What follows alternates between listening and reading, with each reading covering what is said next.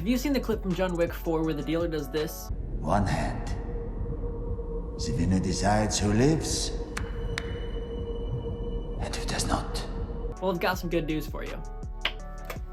It's not as difficult as you think. So today I'm going to teach you exactly how to do it. But if you're wanting to use the same playing cards to learn this move that John Wick used in the movie, make sure to check out the description below so you can pick them up for yourself. But now let's learn the card flick that you can do entirely with one hand. So what you're going to want to do first is get the card situation a little bit higher than what you normally would. Normally I have the cards down here. This is called mechanics grip.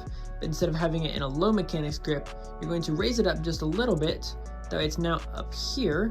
I'm not even going to put my index finger on top anymore.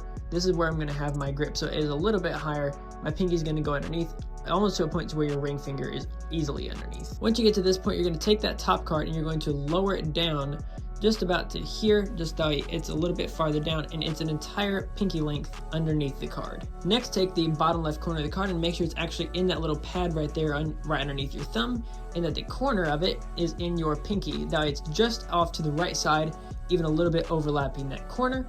And what you're going to push in and get a little bit of a bend here like this. So it'll be bending up just like so. And when you bend far enough and release, it'll shoot off. So once again, pull it down, make sure it's in that pad inside the corner with your pinky, bend it in, and there you go. And then all you have to do is learn how to catch it, but that's not something I can teach you. That's mostly just hand-eye coordination. So that's on you to be able to learn how to catch it once you've shot it off your hand. And if you are wanting to pick up these cards, you can check them out there, and you can learn all of the other moves from the John Wick card scene right here.